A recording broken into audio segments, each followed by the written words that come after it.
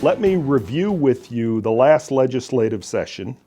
I don't want to go over completely because it could be redundant, but let me remind you about what we accomplished. But first, what I want to start with is the differences between what goes on in Washington and what goes on in Austin. Let me remind you, Mark Sadowski, Texas Association of Business. We represent business interests in Austin before the legislature and in Washington on issues that impact Texas business. Formed in 1922 as the State Manufacturers Association of Texas, more and more businesses wanted to be part of what we do. We became the overall association of business from the state of Texas, moved from San Antonio to Houston to Austin. We're 3 or 4 blocks from the state capitol in Austin. Back in the mid-90s, the Texas State Chamber was having financial difficulties. We took them over. So we are the Texas State Chamber of Commerce as well. We represent over 200 chambers of commerce in the state of Texas, including Dallas Regional, Plano, Richardson, MetroCrest, and most of the more substantial chambers in the Dallas-Fort Worth area. Okay? So what I want to do first is talk a little bit about the difference between how things go in Washington and how things go in Austin. Let's start with this. We pay our Congress people $175,000 a year. Yes, the people you see on television that yell and scream at each other and cut each other off, we're paying $175,000 plus good pension. Here in Texas, we pay our state legislators $7,200 a year. We meet for 140 days every 2 years, so it's on an odd number a year, so we will not be meeting except for committee meetings and the like this year. So for $7,200 a year, that means these people have to have real jobs and make real living on the side. And you know what? It works.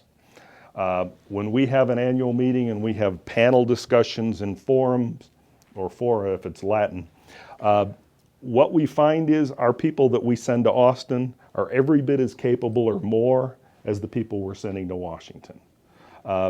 Sometimes the Washington people are just better politicians, and that's what we end up when we go to Washington. Okay? From a fiscal standpoint, let us review federal budget deficits. As you know, we are now $17 trillion in the hole as a country for the United States of America. Let me review the last several years on how budget deficits, meaning 1 year, have come out. The year 06, we had a budget deficit of about $250 billion. 07, it was $161 billion. Yes, we could have balanced the budget both years and did not. Then 07 and 08, we had financial problems, as you well know. By 08, the federal budget deficit was $458 billion, which at the time was the highest ever. Next year, 09, $1.6 trillion. We just went crazy, all right? The next 3 years, we were all over $1 trillion. Now, the good news is in the last year, we dropped under $700 billion. And it's because of the business people in America who just decided we're going to make things happen. We've gotten a bit more fiscally responsible, but we are now collecting more in tax revenues than we were in 07 when we ran a deficit of only $161 billion. The problem is obviously the spending. Here in Texas, we don't get to do that. By our state constitution, we have to run a balanced budget every year. Now, sometimes they do it with smoke and mirrors. Sometimes they do it taking some money from this year and put it to the next year, but they have to balance the budget. So it takes a politician with a bit of vision and a bit of ability to be problem solvers, as opposed to in Washington, where they don't seem to be as good at solving problems. Okay? So that's some of the differences, and I think we need to look at the kind of candidates we look at in Austin as opposed to the kind of candidates we've got in Washington. We can go to Washington and say, we need to cut spending, cut spending, cut spending. Well, in Austin, the state of Texas back in 2000 had 20 million people. Today, there are 26 million Texans. We are growing at a pace that nobody else is or has. 2 years ago, we increased 4 congressional seats because of redistricting and because of census data. So what we're doing in Texas is some things right. Our mission at TAB is for Texas to have the best business climate, not only in the country, but in the world. You can decide where you'd rather be doing business. I think all the people on the call and in the room agree that Texas is a pretty doggone good place to do business, and let's keep it that way, okay? So let's take it back now to what we accomplished last year in the legislative session. Back in January of a year ago, State Comptroller Susan Combs announced we've got $8.8 billion more coming into the state in sales tax revenue than previously projected. That's good. Might have something to do with 3 years ago, she overprojected revenues by $23 billion and we had to cut the budget like crazy. We didn't want that to happen. Again, we had elections, and part of the elections on the comptroller's office has been, we need to do better projections. And so Susan, for some reason, I'm not sure why, didn't run for re-election this year. We had other people running for that seat, okay? So we had $8.8 billion more to spend than previously projected. First thing done was $4 billion to go to education. That's because about $5.4 billion was cut the biennium previous to that. So we needed to make that up. That was a good thing. Very briefly, let me give you some education facts here in the state of Texas. By 2020, Texas employers will need at least 60% of high school graduates to have some post-secondary experience, whether it be a welding certificate or a postgraduate degree. That figure currently is half of that, or 30%. We got a long way to go. Of current 9th graders, only 64% will graduate high school. Of those, 25% will be work or college ready. In effect, 16% of the people coming out of school. There we got a lot of improvement to make. 51% of students entering 2-year colleges require remedial courses. 5.8% will graduate in 3 years. 4-year institutions, 22.5% need remedial courses. 29.6% will graduate in 6 years. So you see we got a long way to go in education here in Texas. We as the business community are the customers of the education system. We have to hold our educators accountable. You as business people are held accountable by your customers and your bottom line. If you don't have customers and you don't have a bottom line, you don't have a business. We feel we need to hold our educators accountable. We know how difficult it is. We can say we're not getting a very good product coming out of the school systems. We understand the school systems can say we're not getting a very good product coming out of the house initially. We got a lot of work to do in that direction, and frankly, a lot of it can't be legislated. It's absolutely critical, okay? Second issue has been water. If we project out 50 years in Texas, we're going to have 60% more people, unless we do something about it, 10% less water due to infrastructure problems, leakage, and the like. I don't know about you, but I want these new Texans taking a bath. We have to solve the water issue here in the state of Texas, all right? What we're doing is we're taking $2 billion out of the rainy day fund to help seed local water projects to get more water projects moving. Now these are various. It's everything from more lakes, deeper lakes, desalinization, more wells, and of course conservation, all right? So the money is coming out of the rainy day fund, so we had to vote on it, and we voted on it in Texas last November. It won at the ballot box with 73% of the vote. I thank all of you who supported it. Next issue is transportation. Near and dear to all our hearts. You're looking all the way around here. We got plenty of transportation projects going on. The problem is everything's a toll road because we have no money in the transportation budget for new roads and bridges. The head of TxDOT says we need $4 billion in addition to what we're already got coming in to be able to maintain what we need. So we have not built a new road that wasn't a toll road here in Texas since 2001. All right, we've got bonds out to the tune of $20 to $24 billion. We've got to get more money for transportation. Right now we're paying 20 cents a gallon in fuel taxes to the state of Texas. By our Constitution, a nickel of that is earmarked to go to education. So that's money that doesn't get used for transportation. In addition, DPS and state troopers have been paid out of that same budget. Well, legislation was passed this past year to separate those out of there and have it come out of the general fund. That was one step in the right direction. Number two, it took 3 special sessions, but nobody wanted to raise the fuel tax. We couldn't get them to increase registration fees. The registration fee on your vehicle is $52 or $62 or $68 here in the state of Texas. In California, it's $1,200. In Mississippi, it's $600. There was a proposal to increase that by $50. That didn't fly. $30 didn't fly. $15 didn't fly. $15 increase. A $15 increase in registration fee didn't fly. So that brings us to the dynamic of the elections. You've got, on the Democrat side, there's not a big talk about raising taxes, okay? On the Republican side, there's a major debate. You got your Tea Party folks who are saying, no new taxes, no new spending, no how, no way. And you've got other mainstream Republicans that are saying, we got a problem to solve. We need to solve the problem, and we need to keep open how we're going to solve the problem, okay? That brings us forward to the elections we had last Tuesday and some of the results from some of the elections. By the way, in addition to those other projects, we passed a tax cut for Texas business last year. Your franchise tax, your margin tax. The minimum has gone from $300,000 to $600,000 to $1 million.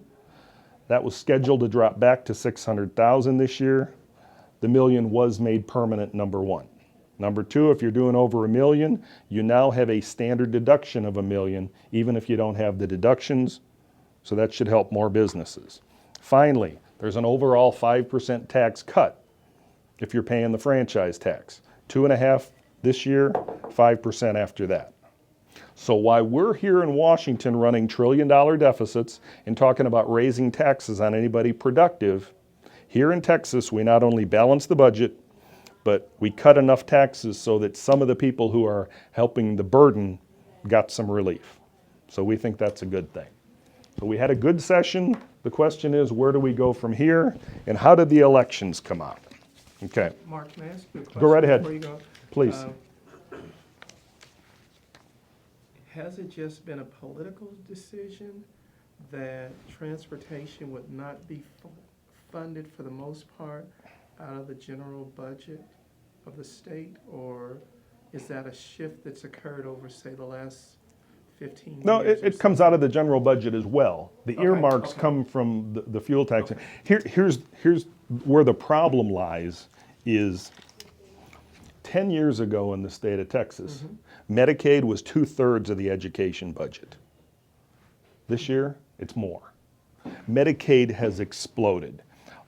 Another part of the issue was, we talked about, do you remember when the lottery was sold that the money was going to education? Right. Okay? Well, a lot of people have said the money really isn't going to education, it's just going to the general fund. Well, that's not really true because the money is going to education. The problem is, 20-some years ago when the lottery was instituted, the education budget was $4 billion. Today, the education budget is $80 billion. So the lottery can't possibly keep up with the way education has exploded, all right? 20 years ago in Texas, there were 3 teachers being paid by school districts for every non-teacher. Today, that number is 1 to 1. So we've staffed our helpers, in effect, our counselors, our assistant principals, our deputy superintendents. We're paying for that, all right? And support and overhead. Well, that's what it is, okay? And I'm not going to pass judgment on that. No. I'm giving you facts, Okay. okay? So that's where that is. So that's why we got some of the budget issues here in the state of Texas because of growth, okay? Look at the language counselors we need here in Texas, all right? We probably have to have them. I've got a grandson in a bilingual program, all right? Yes, he speaks English, but he's teamed up with another young man who's heavily Spanish, and they're helping each other out, and it's working out very well, okay? So let's move on to the elections, the results from Tuesday. Let's start off with the governor's race. The governor's race was pretty boring, Okay, Greg Abbott easily won the Republican side. Wendy Davis easily won the Democrat side. Well, probably not as easily as we expected because she got she got 3/4 of the vote. She lost counties along the border in South Texas against a person who really didn't make up much of a run. So I think there's a question there. Next is the lieutenant governor's race. There were 4 candidates on the Republican side. Dan Patrick took 41%. Incumbent David Dewhurst took 28%.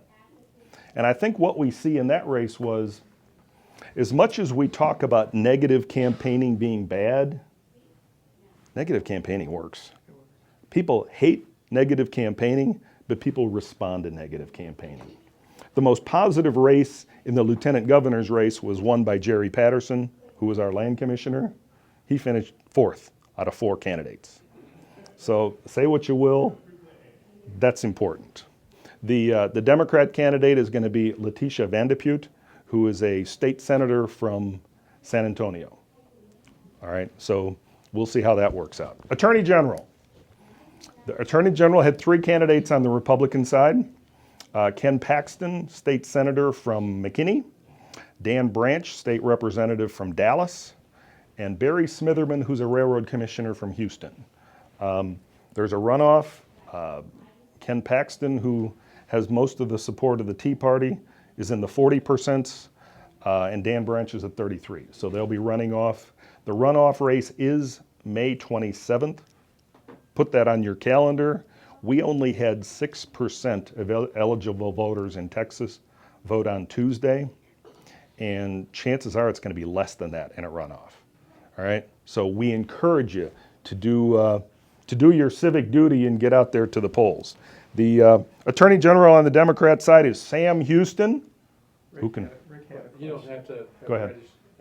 Not for me, but for others, you don't have to vote it in the original primary in order to vote in the runoff. I believe that's true.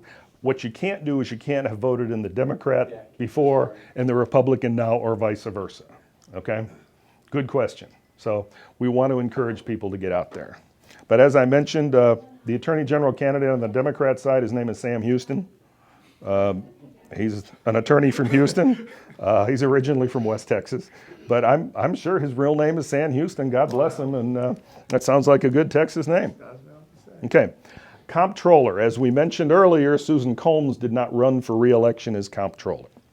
The most high-profile candidate in the comptroller's race was Deborah Medina.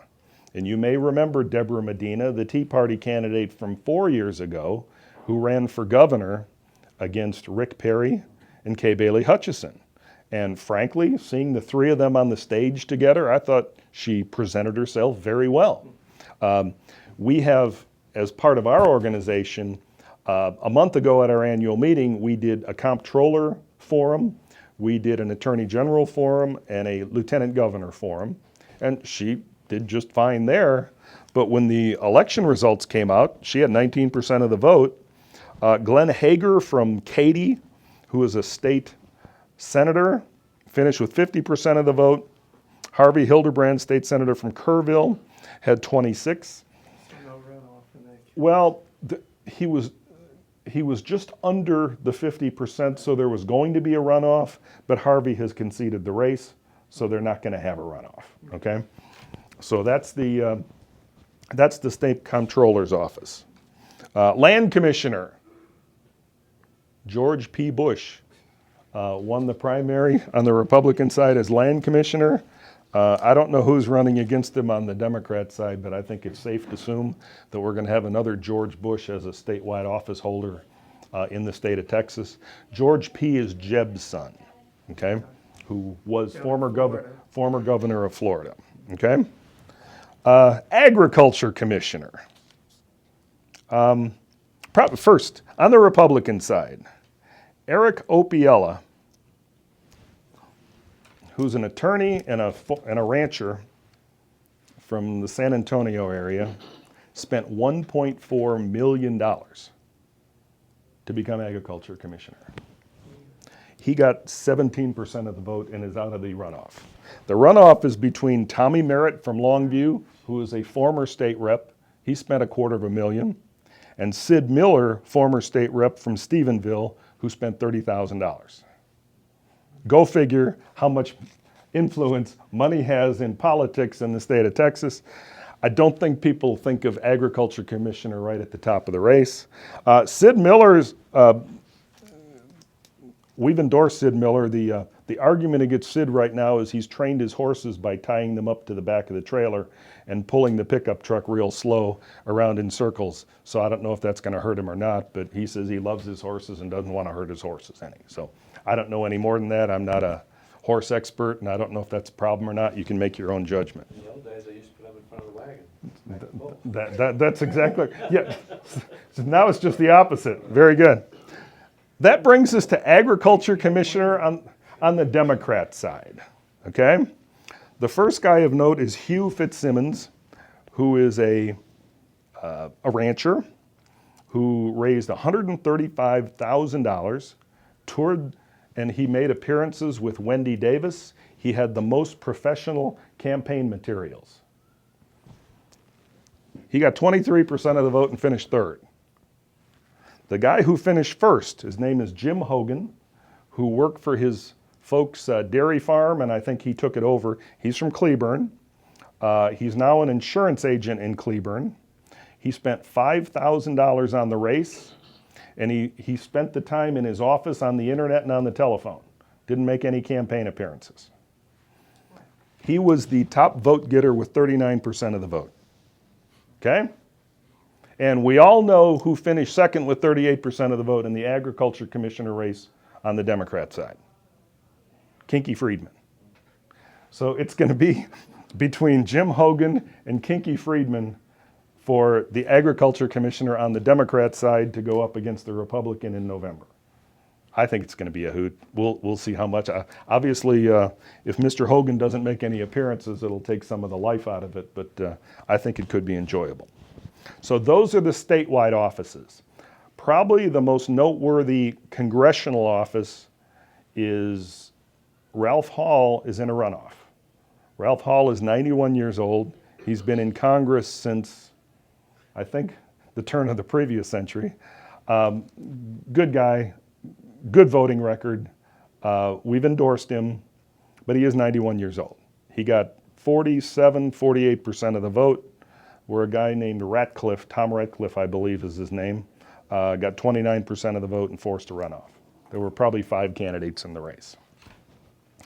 State Senate, probably the most noteworthy here is John Corona got beat. John Corona has been in office for 20 years, and frankly, he was a very good state senator. He's been a very good state senator. He led the way in getting the transportation bill passed, along with Robert Nichols from Jacksonville. He has been a problem solver. And when he runs against, one of the things he said is we may need a fuel tax increase here in Texas. And we've got a no new taxes person, and you've got a person who maybe we need to raise fuel taxes. That was part of the issue, and that was a pretty negative campaign as well. Okay? Some of the other state rep races, very briefly, of note. Lon Burnham in Fort Worth was the head of the Democrats in the state house. He got beat by Ramon Romero in a Fort Worth district. Now that district has changed demographically over the years, and some people aren't terribly surprised that Mr. Burnham got beat, but he was a powerful figure on the Democrat side in the state house.